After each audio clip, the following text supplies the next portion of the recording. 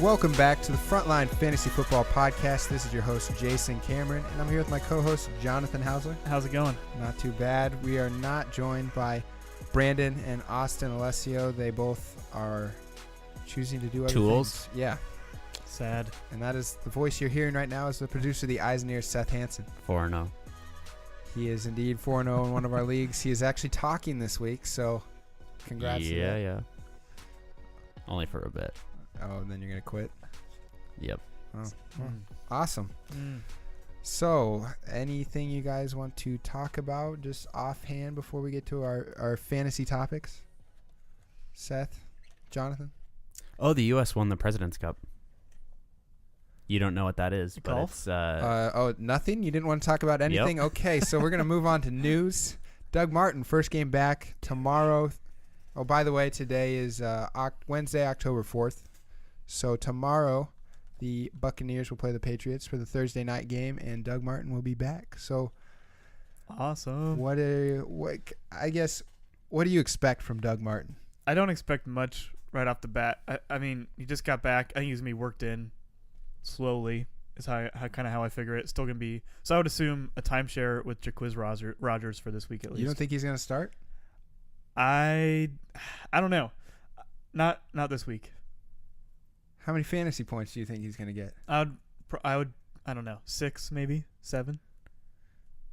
I think Doug Martin gets 10 fantasy points or more. Oh, all right. You care to take that? I'll take that bet. See, 10 and over is I get the win. 9 and under, you get the win. Right. All right. We finally have a bet after about 3 weeks. So injuries. Chris Carson, broken foot. That's Seahawks running back. If you didn't know, you should have picked him up. But Mohamed Sanu, hamstring. Looks like he's going to be out 2 weeks. Derek Carr had a back injury. The timetable for that is 2 to 4 weeks. But Cam Newton dealt with this. He sat out 1 game. Tony Romo actually dealt with this. He only sat out 1 game. So I would expect him to only sit out 1 game. Because you can't be more fragile than Tony Romo. Very true. 1 play down. So Devontae Adams, I know Jonathan tweeted about this on the Frontline Fantasy Football account. That's Frontline FF, where he got destroyed by Danny Trevathan. Oh, man. It was the most brutal hit I think I've ever seen in a long time. Yeah, I actually didn't see it. And it's amazing that he only has a concussion. And it's a miracle. And he actually might play this week, so watch out for that. We'll know more on probably Saturday. Yeah. If he hasn't practiced fully on Friday, I wouldn't expect him to play, but Saturday I think is when we'll fully know. And then Ty Montgomery has broken ribs, actually injured them on the first play of the game, and then re-injured them later on. He's fully practicing today. Again, it's Wednesday, so it looks like he's going to play. Yeah, so they talked about him playing through the pain, which that would not be fun. But, I mean, he's a pro. He's tough. I mean, I've broken my ribs before, and I remember I went to a Vikings game with Jonathan and his little brother Sam, and Sam kept poking me in the ribs, and just a simple poke hurt, so I can't imagine what all those broken ribs would feel like. Being full on tackled? Yeah.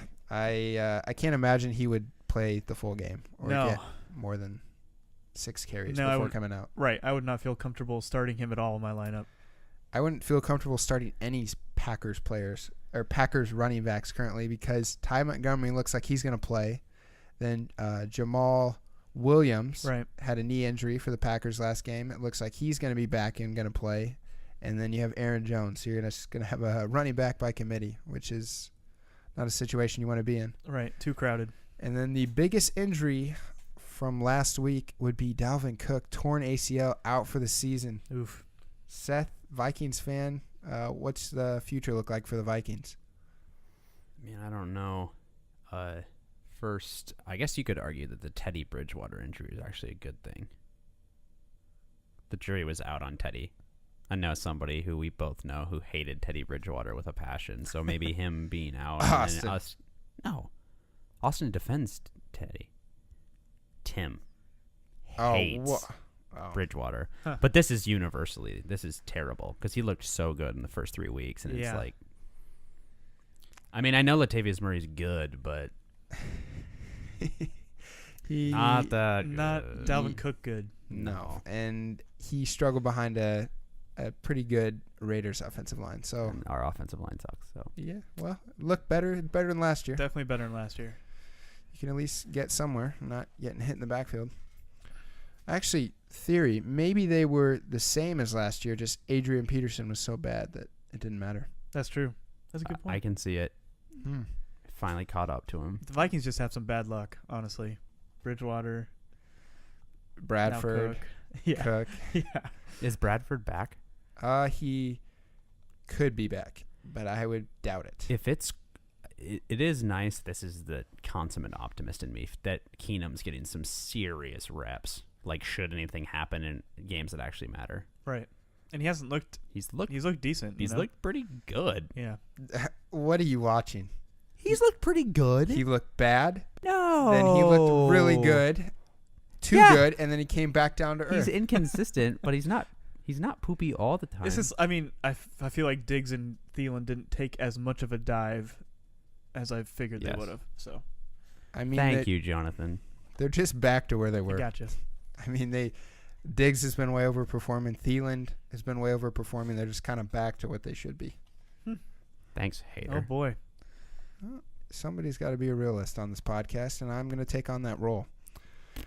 So let's move on to overperformers and underperformers. We're going to start with overperformers. Jonathan, take it away. Yeah, my first one I had was Bilal Powell. Last week he had 164 rushing yards, a touchdown, and then 27 receiving yards as well. Which, if you had Bilal Powell, you probably weren't starting him because of how poorly he's been doing previously. But Matt Forte's hurt, so he had more usage, and I think he'll continue to get a good amount of carries while Forte's out. Powell had 66% of the rushing attempts. Elijah McGuire had the rest, and I don't know. I think as long as Forte's out, Powell's a good play. So that's an overperformer? I think so. You think he's overperforming? You don't think that's a mean for him? No, Because last year, when he started 4 times, 103 yards a game, 35 yards receiving in those games, so there's 13.5 points. And Right. then he had a touchdown in one of them. So right.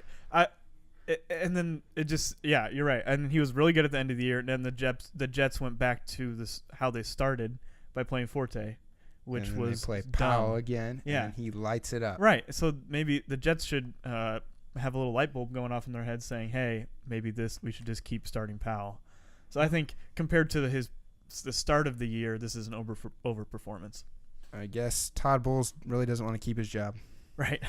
He just wants the whole Jets team to sink. So my first overperformer, I put him in this section. Well, I guess rest of the season too. What do you think of Bilal Powell? I've always been I'm a Powell fan. I think he's good as long as the Jets team can see that and reward him for that. So I think his outlook looks good as long as he keeps starting. I'm going to say a top 20 running back for the rest of the year. Dang. My first overperformer would be Cam Newton, although he is my boy. He's been terrible this year. So He has. unbelievably slow start. And I kind of think his shoulder injury was kind of part of that. He was still kind of recovering, especially those first 2 games. Right. Don't be disrespectful, Seth. But this last game, I mean, he was going against the Patriots defense, who have now allowed 300-plus yards to every QB they faced Right. through the first 4 weeks. Right. But I think the fact that Cam ran the ball 8 times shows that he's going to go back to running the ball, which is where his fantasy production comes from. I think that's huge. Yeah. Yeah, and two rushing touchdowns in the past 2 weeks. So I see Cam Newton as the rest of the year. He's coming back. He's going to be a top 5 QB. Oh man. Trade for him now. 2 bold predictions in Buy a row low. from Those are Jason. not my bold predictions. You're an idiot. Those could be added. Seth, remember I said don't You're an idiot. be disrespectful. Okay, Jonathan, your second one. My second one, I have Evan Ingram. He's kind of been overperforming the whole season. He leads all tight ends in routes run, which is 147 so Dang. far. And in all 4 of his games, he has at least 5 targets, 4 catches, and at least 44 yards. He's a rookie tight end, kind of just making an impact right away. A rookie tight end. Rookie tight end. Yeah, say it really fast. He's 100 times better than Will Tye, and shots fired. That was just a shot at me. That wasn't a shot. That was unnecessary. Well, that's who Evan Ingram's taking over for. Larry Donnell is who he's taking over for. You just threw Will Tye under the bus for Debatable. no reason. No reason. Yes, but I'm just what? saying he's on the Giants. He's not on the best team, but he's still doing great. He's my starting tight end in about 3 fantasy leagues. For those of you who watch the YouTube video, Will Tye's autograph is going to be up here behind us because he's a legend. I'm going to graffiti it. Okay, carry on. You graffiti it. That's all I got. My adrenaline, I'm thrown off right now. Okay, second one, Lamar Miller, 25.1 fantasy points last game. He's had at least 14 carries every game, and the 14 was the low. I think he had 19, 19, and 18 for the other 3. Right.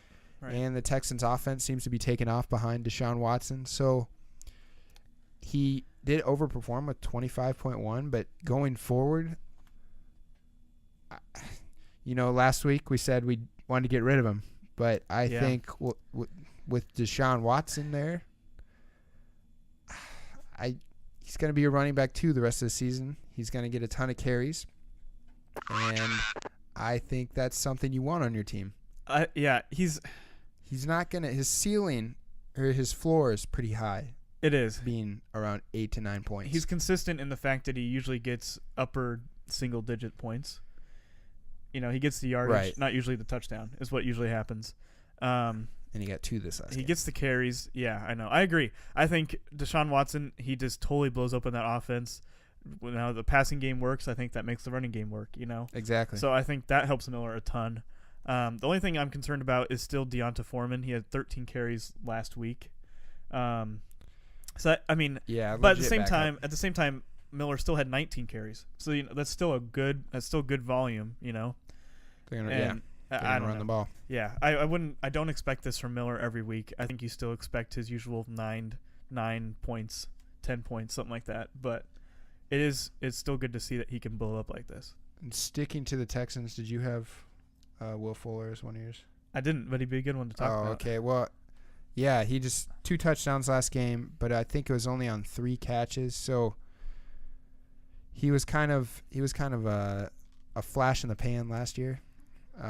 Using one of Seth's lingo. Oh, yeah. So, just real quick, what do you think about him? I think he's gonna be like last year, kind of boom or bust. He reminds me of a little bit of Martavius Bryant that way, but I think he has more of a positive outlook because of Watson, and I think he's definitely startable as a flex. Agreed. All right, your next one. All right, I got to scroll up here. I had Chris Hogan for this one. He had 2 touchdowns this week, and he's been consistently performing very well. I think this one just kind of put him over the top a little bit. He's scored 1 touchdown in the last 3 games, has had over 50 receiving yards in each of those games.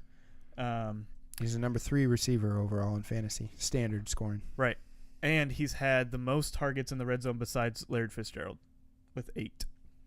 Really? Compared to Brandon Cook's 0, by the way. So yeah, Brandon Cook's bust.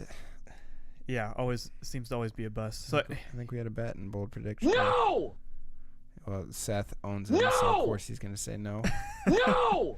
Just want to look at our podcast bets real quick. We have one for Brandon Cooks. Where is it at? On a points per game basis, Brandon Cooks will be a top 10 receiver in 2017. Oh, it was Austin versus me. Oof. Austin agreed. I disagreed. But anyway. Nice. You're winning. Chris Hogan, rest of the season. What do you think? I think, in my opinion, this continues. I think his rapport with Brady is only going to go up. His target share per week has gone up every week from 14 to 15 to 17 and now 20. So I don't know. I think with Edelman out, I think Hogan's just going to keep going. And I thought Amendola was going to come back and take his job, but it's not the case. No. All right, my next one, Tyler Kroft. If you don't have a clue who that is the Bengals tight end who is Tyler Eifert's replacement. Last game, 6 receptions, 68 yards, 2 touchdowns. And I just made a note that Andy Dalton loves his tight ends in the red zone. True. Going forward, though, I wouldn't consider him to be a top 12 tight end, but definitely matchup dependent. Yeah. He's almost worth it because tight ends have been so bad. And if the Bengals do get in the red zone and they really don't trust their running backs because their running backs are doing nothing this year, he could actually be a decent play. I agree. I think if you need a Tyler Eifert replacement, he's perfect. I mean, they're both named Tyler. They're both on the Bengals. They're pretty similar. But I think so too. I think short term, I think you can use him. I see what you did there. But yeah, connections. But I think he's good. Unagi. I don't think he'll continue this, but maybe for the next couple of weeks while Eifert's out, he has value. Agreed. Your next one? Yeah, next one, he overperformed, I think, this week, but it's Larry Fitzgerald. He's been performing well all weekend. He had a huge week. Right now he is third in NFL, leading the league. Not leading the league. I'm sorry, I'm failing. He's third in NFL in targets and catches, 15th in receiving yards, and first in red zone targets, and is the overall wide receiver 10 in standard. He got that garbage touchdown last week against my Niners in overtime. Yeah, seriously. He seems to always find a way to score a touchdown in overtime. But I don't know. He's Fitzgerald. He's great. He's a legend. But I just don't see it going this big. He's not the sexy play for sure. Right. He's like Lamar Miller. He's that consistent guy that'll get you around, 10 points. Yeah, you're going to question playing him in your flex every week, I think. Right. He's not the ceiling play. I don't want him as my wide receiver too, but that could also be a bias. Yeah. So any more players you wanted to mention before we go to underperformers? No. All right. I'm good to go. So go ahead with your first underperformer. The first one was Isaiah Crowell. He has just 14.8 total points over the past 3 weeks, which is pretty terrible. He's only played 22 snaps last week. Duke Johnson's outplaying him. He's on a bad team. Just hasn't done much with his carries. Wait, the Browns are a bad team? Breaking news, the Browns are a bad team. Wow. Who would have thought? Still beat the Vikings. Oh, Seth agrees. Oh. Attaboy. Poorly timed.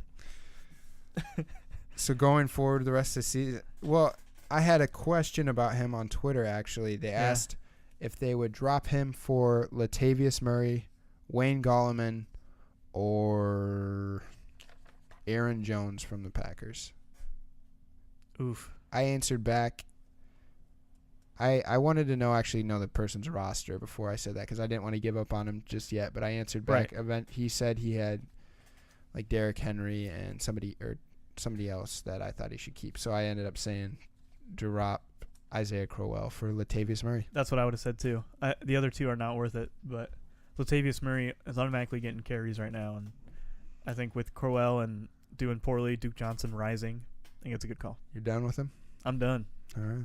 Off the bandwagon. Underperformers, Martavis Bryant, my first one. He has had one game above 5 points this year. Hasn't had more than 3 catches in a game this year. But I think that changes. Watching the past 2 Steelers games, Big Ben has just barely missed him on 2 80-yard bombs. So he could easily have 15 points just like that. I totally agree. Or 14. And I've read some stat. His production is insanely correlating with Ben Roethlisberger's sucking on the road. Yeah, yep. So at home, sorry, I didn't say that very well. At home, Martavis Bryant is always great, but he's tied with Big Ben's performance. Away, not so great. Which makes sense. Mm-hmm. So rest of the year, I think he's a legit receiver. I mean, I'm not gonna rank him higher than a wide receiver 3, but I think he will eventually work his way back up there. I agree. I like him. Next one. Next one I had was Mr. Melvin Gordon. This past week, he had a touch on only 26% of the snaps, which is his lowest rate in a game for his career. Also, over the season, 35.2% of his carries have failed to gain positive yardage. Wait, say that again? 35.2% of his carries have not gained positive yardage. That's the highest rate in the league. Wow. Yeah, pretty That's a bad offensive pretty line. disappointing. Yeah. He's also not. Other thing is he's not 100% healthy. He's playing through some injury, similar to Jordan Howard kind of a thing. So that probably is one of the reasons for him not playing a ton of snaps, not performing very well. But if you drafted Melvin Gordon, you drafted him as a running back 1. And just quick note for the injuries, I like to add only the ones that are going to be serious or the most talked about injuries. That's why, I had all the ones that were going to be out at least 2 weeks. That's fair. Adams and Montgomery were popular injury topics this week. So true. My bad. Carry on. That's all right. But yeah, I just think, you drafted him expecting to get, maybe at least double-digit points every week, because he's been so solid last year and everything. But he's just not returned the favor. He's not been that running back 1 yet, I don't think. So also a Twitter question I saw, it was basically they wanted to trade Melvin Gordon for Mike Evans, I believe it was. Somebody was panicking. Would you do that? If I'm receiving Mike Evans? Yes. Yes, I would do that. And then another one, there's a lot of people actually panicking about Melvin Gordon. It was Melvin Gordon for Jordan Howard straight up. That one. That one. That one's hard because they're basically in the same situation. Kind of. They're good. Yeah. They're Bad both team, bulk of carries. Bulk of carries, both have injuries right now. I don't know. It's hard. Howard's been better this year, but I trust Gordon more, I think. Yeah, the way I went with it was I chose Melvin Gordon just because Jordan Howard has Tariq Cohen behind him, and Melvin Gordon has Brandon Oliver or what's his face. The third string, yeah. Yeah, they're not. He doesn't have as much competition, is basically what I'm saying. I agree. So. Yeah, I think I would stick with Gordon too. Ride it out. My next underperformer is Jordan Reed. 0 games above 5 points. He was drafted as the second best tight end overall. Constantly dealing with injuries, per usual. And then I have the reason I believe in him is because when he does play, is he receives the most targets on the team. He's those two games when he played the full game, he led the team in targets. So going forward through the season, though, I think you hold on to him, you wait till he has 1 game above 10 points, and you dump him as fast as you possibly can. I agree. You got it. Yeah, you sell high and you get off the Jordan Reed train. I mean, I did one this week. I had Jordan Reed, and I gave up Jordan Reed and Carlos Hyde for Michael Thomas and Jarvis Landry just because I didn't want. Well, one, I needed wide receivers bad, but Carlos Hyde, I don't trust his injuries. He hasn't made it through a full year once in his career, and neither has Jordan Reed. So and he already has a hip kind of injury dealing with too. Dealing with hip injury. Said he could feel it all game. Right. I think that's fair. You're trading 2 injury-prone players for two other people that are going to be there for me. Exactly, and they play and they perform very well. So that's a good trade. Thank you. Yeah, anytime. My next one was Jay Ajayi. He's only been a top 20 back in just 4 of his past 11 games. And the offense, should sound like a dying. Nice, Seth. Because he plays for the Dolphins, he made a dolphin sound. I get it. It should be like a dying dolphin, though, because the Dolphins suck right now. No! Do you have a dying dolphin soundboard? We'll have to add one. Next episode. But close enough. Yes, perfect. But if you have Jay Ajayi, he's been disappointing you. He has not been performing well at all, and which is because of the lack of offense that Miami has. They have only scored a touchdown on 2 of their last 30 possessions. So bad. He's in a Twitter question that we got later on, so I kind of want to hold that off and address it later. Okay, sounds good. To be continued. So my final one, I know you have him as well, is Amari Cooper. He's kind of a popular one. People want to know what to do with him. A ton of questions about trading him. Weeks 2 through 4, he has 7 receptions, 48 yards, 0 touchdowns. And then at least for 1 week, he has E.J. Manuel as his quarterback. Ugh. And on top of that, he leads the league in drops. So going forward with Amari Cooper, what are you trying to do with him? You literally can't do anything with him. Can't, You can't play him. You can't trade him. You can't drop him. So, I mean, you really only can bench him is the problem. So you're just going to bench him? I'm benching him. I have him in like 3 leagues because I bit that train. You know, that's what they say. I bought the hype train is what I'm trying to say. Who says you buy the train? I do. Perfectly well timed. That was very good. What part of the train do you bite? The caboose.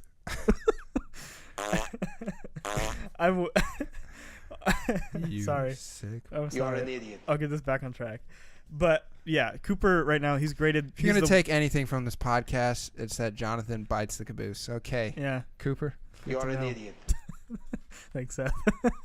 I think he was referring to you. Oh. You're biting the caboose. Yeah. I bet. Anyway, on a serious note. Seth nodded yes. On a serious note, Cooper he's graded the worst wide receiver right now. The worst. Wow. Yeah. And it's just weird because I mean, coming in, everyone was so high on him. You know, they wanted him. They thought he was gonna be great. 3rd year. Everyone thinks 3rd year wide receivers. That's where they peak. So, I don't know. But he's just not doing well. You can't do anything with him. I have him as well in a couple leagues because I was super high on him. I think I had him ranked as the number 8 receiver coming into this year. Right. So, if anybody will take a trade for him, I mean, you obviously do it. I think you can throw him in to certain trade, and maybe if you're going for a bigger name player such as maybe Jay Ajayi, you're going for him. You can throw in Cooper with the name. Yep. Because you know he did decent last year, and then you can throw in another decent player, and I think you'll be all right. I think that trade would go through. I agree. Yeah, he definitely has name value. That's about it. I mean, yeah, can't get much worse. So holding on to him isn't going to do you any bad either. True. Your last underperformer, Jonathan. Yeah. I'm trying to figure out which one to choose. I have 2. Maybe I'll just highlight. Go 2. for it. Is that all right? Go for it. Someone in the same boat, kind of similar boat to Amari Cooper's Brandon Cooks. He only has 1 top 30 week so far this year. Hasn't seen 1 red zone target. You also probably drafted him as your wide receiver 1, and he just hasn't been cutting it. Hogan's been taking all of that from him. So he's another one you can't really sell. You can't really start. You can start. I think you could sell him. You think so? I think he's at least had 1 game this year where you're like, okay, he can play. That's true. So I think you can hold on to him. I mean, it's not going to do you any bad. He's kind of a boomer bust there too. Yeah. He could potentially score you 30 points in a game. Yeah. So I mean, Seth perks up. I'm starting him. I wouldn't want him personally. I wouldn't. That's either. why I passed him for Amari Cooper. So there you go. Lose. Yep. My last one I had was Des Bryant. Again, wide receiver 1. You probably drafted him as. He hasn't been putting up wide receiver 1 points though because of his tough schedule. He's usually been getting some upper single digit points. Like he's usually been getting 9 or 8 every week. Patrick Peterson. Did they play the Seahawks? Richard Sherman. I think so. Yeah. Yep. So 2 legit corners. Right, but now his schedule lightens up, and I think it seems like he's going to be. He's had some touchdowns. He's been getting the targets. It's just been a little inconsistent because of the coverage. Yeah, he had a ton of targets last game. Right, and so I think from now forward, from now on is what I'm trying to say. Words are hard today, but I think he goes back up to that wide receiver 1 status. Bite that train and get back on. And ride it. Yep. Bite and ride. Okay. I don't want Dez, but I mean, if you have him, if Brandon were here, he would just tear that apart. I mean, Brandon's an idiot who made a bet that Dez would have more or less points per game than Jamison Crowder, and Jamison Crowder has 2 weeks with negative points. So, oof. I think I'm gonna win that bet versus. I think so too. You're looking good. I mean, if I lose, I'll be pretty upset. So, next section of the pod, Week 4 bold predictions. Week 5, that's a fail. Yeah, I marked that wrong on my notes. I apologize. Week 5 bold predictions. We'll review Week 4's, however. Oof. Starting off with Austin. Austin didn't send me his before the podcast, but he did send me his before the games. Nice. The fake one that I made for him, the Bears will beat the Packers. The Bears ended up losing that game. Oh. Bold prediction music. All right. Just feel like Tribal vibes. dancing. Yeah. Brandon's first one. Russell Wilson will not be a top 10 quarterback. That was incorrect. He was actually the 4th best quarterback. Ooh. My first one, I was on fire this week. Chris Thompson will score 4 points or less after Ding, ding, scoring ding. 17 or more each in the first 3 games. Right. He scored 0.7, so easily got that one. Nice. Jonathan's first one. Tariq Cohen will outscore Jordan Howard. He was, in fact, incorrect. Cohen, 4.8. Howard, 12.3. Yep. Did not work out. Fail. Austin's Epic second one. fail. Ezekiel Elliott will score 2 touchdowns, and he was actually correct. If he would have specified and said running touchdowns, he would have been incorrect, but he had 1 receiving and 1 rushing. Is that bold though? I mean, he had 9 yards the game before. I don't know. That's true. All right, we'll move on. Never It mind. I is won't typical question. Austin to just barely be over the line, but I won't hate. I mean, yeah. Brandon's second one. Kirk Cousins, for the 2nd week in a row, will be a top 3 QB is what he bet. And he was incorrect again. Kirk Cousins was 10th. Loser. Yep. Number 2, Cam Newton will be a top 10 QB. I was correct. 2nd best QB Dang. after Deshaun Watson. He had 33.1 points. So what a stud. All right.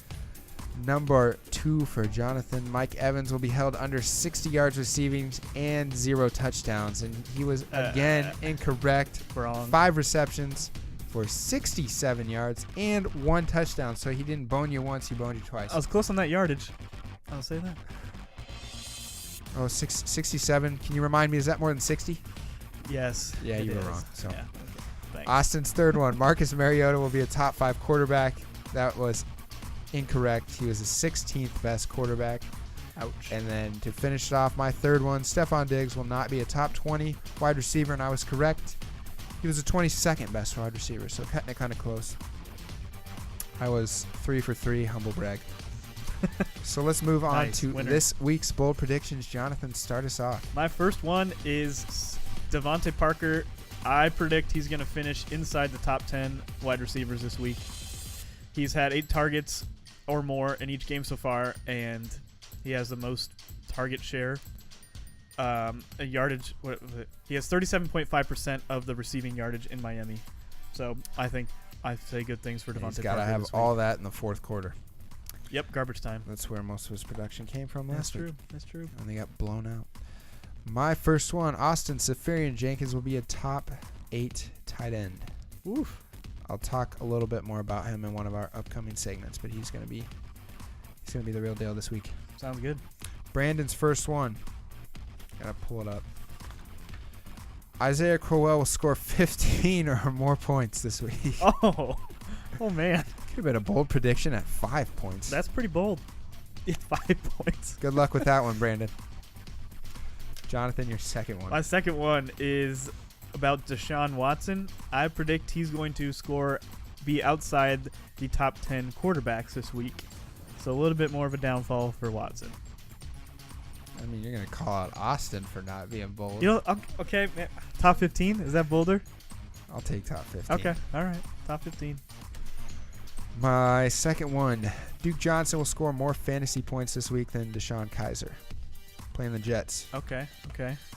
Brandon's second one, gosh dang it, get my paperwork. Eli Manning will throw for 4 touchdowns, so Brandon wants to go 0 for 2 this week. 4 touchdowns? Congrats to him. That's bold. And then a fake one for Austin. Let's make one up real quick. Randall Cobb will be the leading receiver for the Packers this week. Ooh.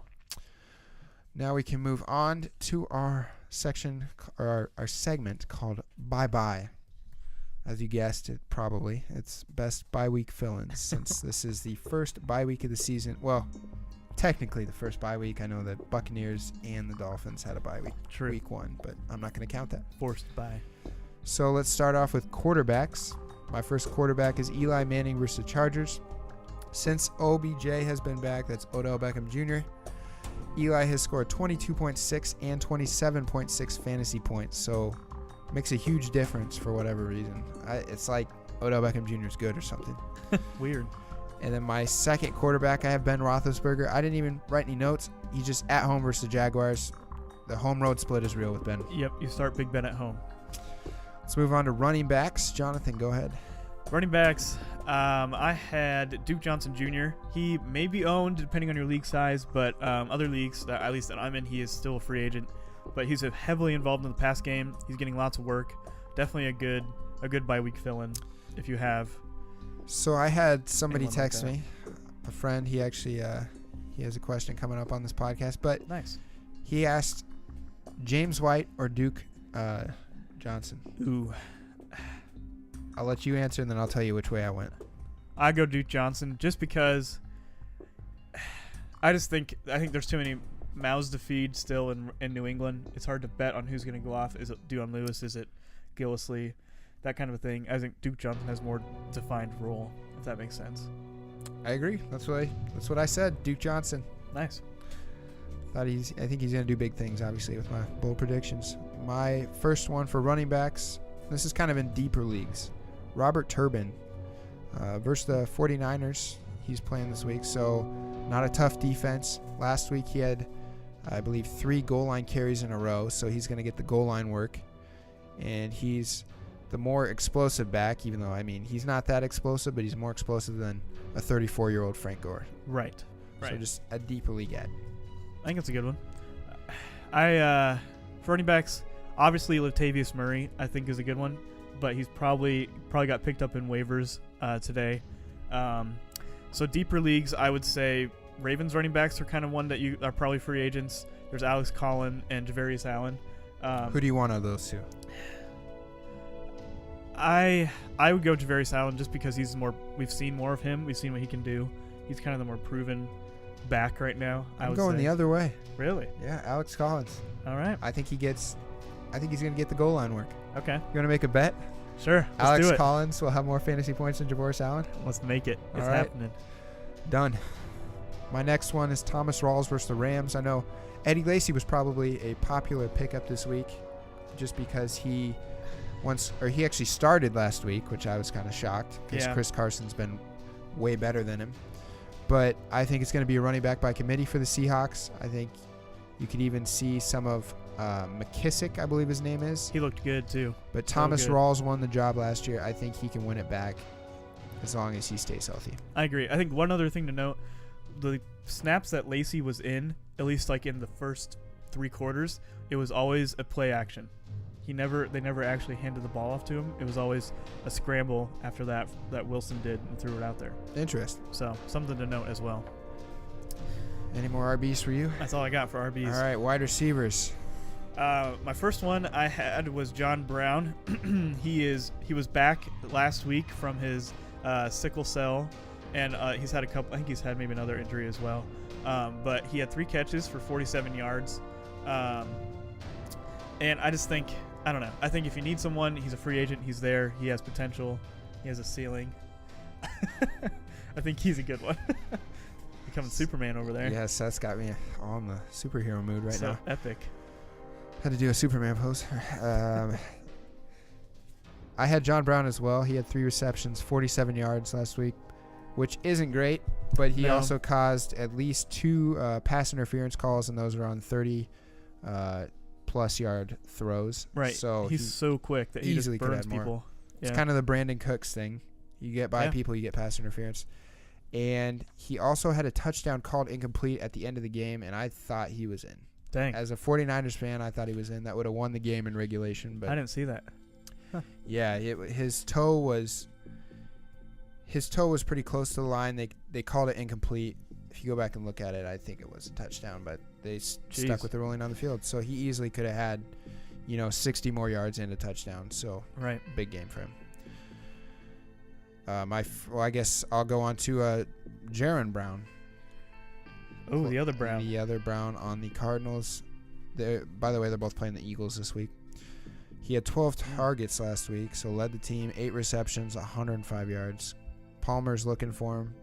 Palmer's kind of a sleeper quarterback as well this week. I agree, yeah. I think either 2 of those wide receivers you'd be happy to put in a flex spot. And possibly in a wide receiver 2 spot, depending on the bye weeks that you have. Yeah, depending on how needy you are. So, which wide receiver, if you had to pick one, would you take? I've always been a John Brown fan. I just think his explosiveness, kind of like a Martavius Bryant-esque, I think just gives you that ceiling that, I mean, if you want a ceiling play, he's the way to go. I would go John. Definitely could score more points, but I think in week 5, Oh, Jaron Brown scores more than John Brown. okay. Let's okay. just roll him out. Okay, 3 Another bets bet. in. Let's go. All right, your next wide receiver. Next one is Will Fuller. Like, he may have also been picking up on the waivers. I know in a couple of my leagues he is still available, which is crazy. I just picked him up. Last week he had 4 catches, like we said before, 35 yards, 2 touchdowns. This week he's up against the Chiefs, who are surprisingly allowing a lot of receiving yards this year. Watson's looking like he's on fire. I think Fuller's a good bye week 1. Agreed. Enough said. My third and final one is Tyrell Williams. They play the Giants this week. He had 5 receptions, 115 yards, and a touchdown last game.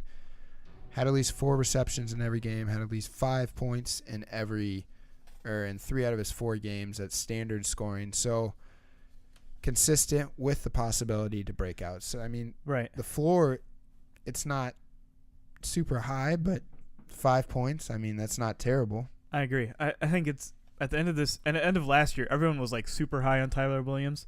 Now that Keenan Allen's back, people kind of forget about him. So I think he's definitely a good one that you could plug in for a week and be fine. Any more wide receivers for you? That's all I got. All right, tight ends. As mentioned before, I mentioned Austin Seferian-Jenkins playing the Browns. He's been targeted 10 times this season, caught 9 of them. The Browns have given up 4 touchdowns to tight ends this year. And then tight ends versus the Browns are averaging 12.3 points per game. So I think he's going to be a legit play. Legit play this weekend. I think so too. He's kind of, it's nice to see him have his little comeback after, he had the OWI and all that kind of stuff too. So why you got to be all negative? Sorry. If we were doing our award-winning segment, real meal or fake veal or mediocre dinner, he would have been on. He would have been the real meal. That's debatable. Are you trying to bet me a fourth? I don't know. I'm just saying he's on the Jets. He's hard to. So is Bilal Powell. He's hard to trust. Bilal Powell's getting buckets on the Jets. Bilal Powell is the only. Powell is the only person on the Jets that I trust. And Austin Seferian-Jenkins this weekend. All right, there you go. That's right. Seth agrees. Real meal. Does that take that as a yes? He's incredibly disrespectful today. Jonathan, you're an idiot. Oh, my! I never wanted to fight somebody so much in my life. You are one pathetic loser. Oh, egging him on. Move on. Before. All right. Tyler Kroft. Tyler Kroft is the tight end that I chose. We talked about him before. He had 2 touchdowns last week. Dalton seems to like him in the red zone, kind of just like he likes Eifert in the red zone. So I think he's a good one for bye week. I agree. We mentioned him before. He's going to be a week-to-week fill-in, and I think this week for sure. Yeah. My second tight end, Benjamin Watson, playing against the Raiders this week. The Raiders have given up a touchdown to a tight end in the past 2 games. In 3 out of the 4 games, the Raiders have given up at least 55 yards receiving. I believe you also want to get kind of blurry with the stats. It's at least 75 yards receiving or a touchdown in 3 out of the first 4 games. So dang, he's also being targeted a decent amount of times. It's not going to be more than Jeremy Maclin and Mike Wallace, but the Ravens throw a ton. Like we mentioned before, they've thrown the most passes over the past 2 years in the NFL. Right. My second one we talked about him before too, Evan Ingram. I just think if he's available in your league, he's a perfect bye-week fill-in. Maybe even keep him for the rest of the season. Yeah. Use him. That's what I'm doing. He's essentially a wide receiver. Pretty much. He ran, a 4.4 or something like that as a tight end? Dang. Incredibly fast. He's really fast. And he can pass block too. Does it all. The full. He's not quite on Will Tye's level, but he's there. Full package, Will Tye and more. Let's move on to our last segment. So this is going to be a Seth-controlled segment. This is the soundboard game. Basically, Seth is going to play a sound, and then Jonathan and I will have to say which player that reminds us of. Do you want to do full season or just last week? Full season. Okay, full season. So which player that reminds us of full season? We'll give about, a 10, 15 second explanation. And then at the end of each explanation, Seth will say who won. Okay. And do we want to put a board bet? I think we do.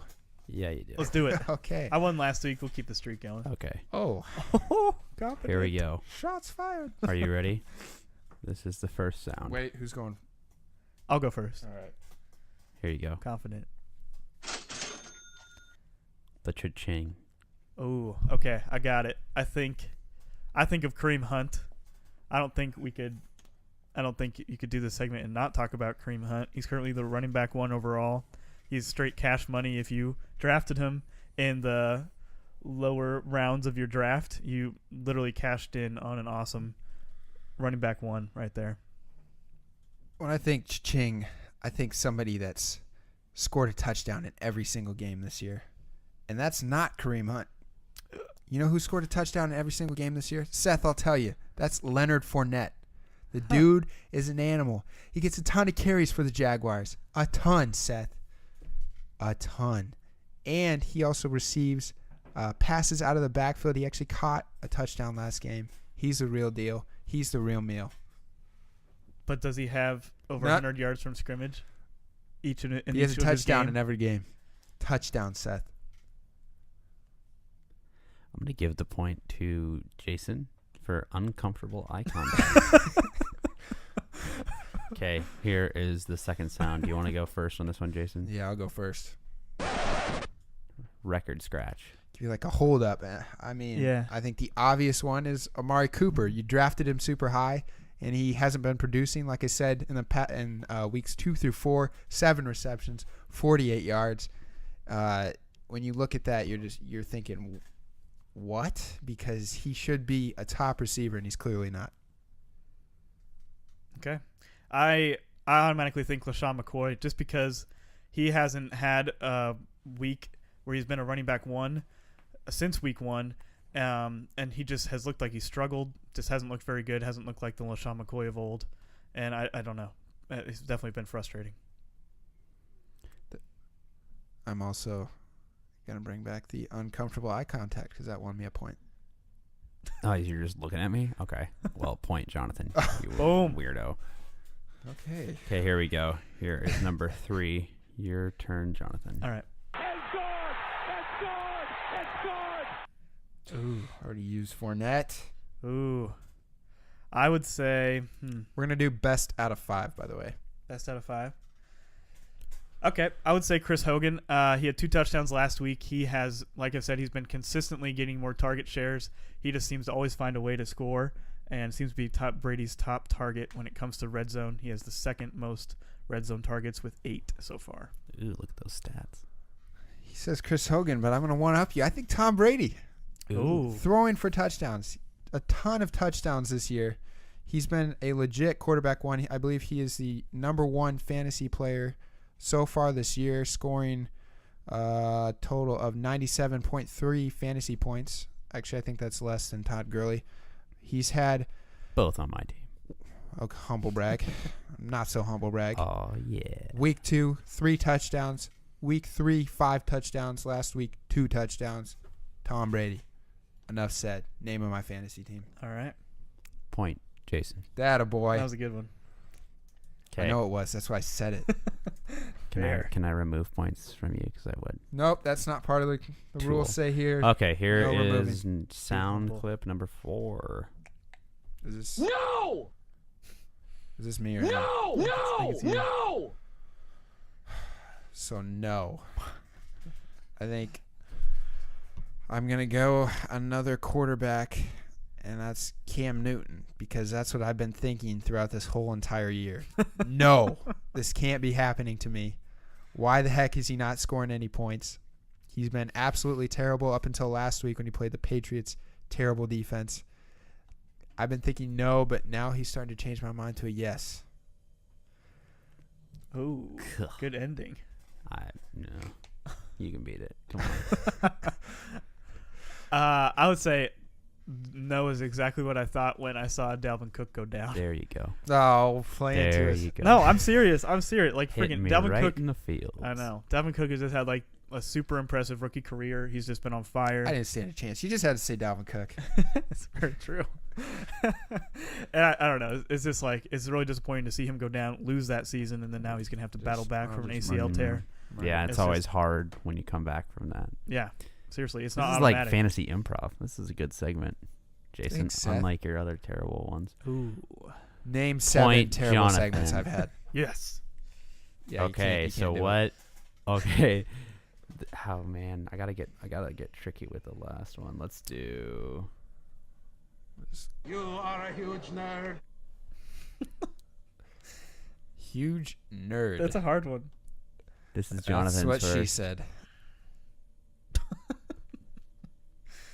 Interesting. All right.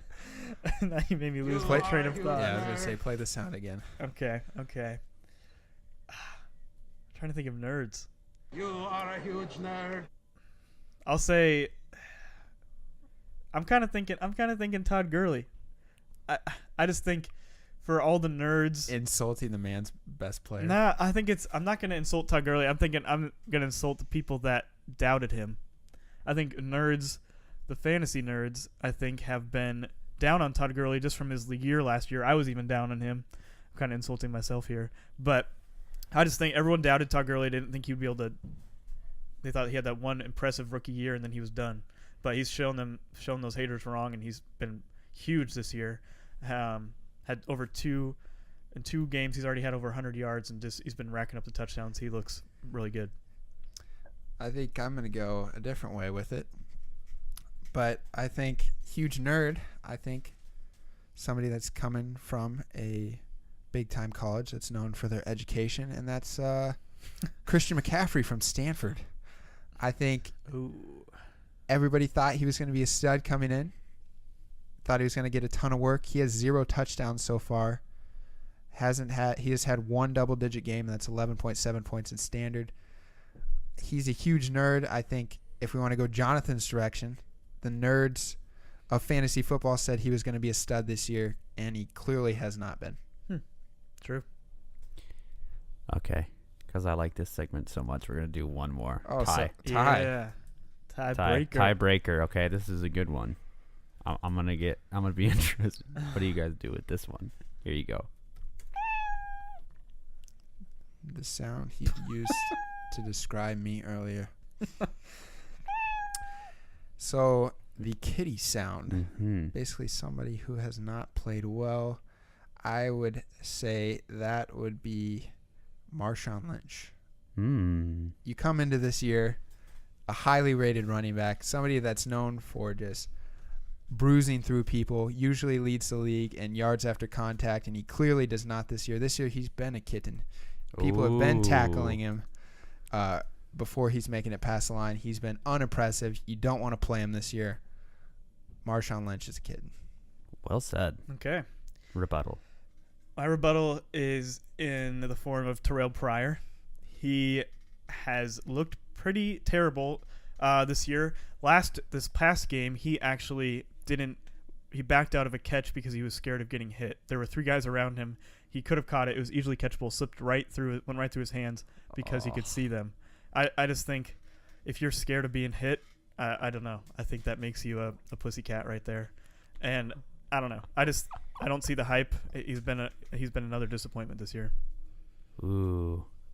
Another tie. This was close, but I'm going to give the victory by a whisker to Jason. Let's go. Also, you Well finally fought. came up with a good segment, so props.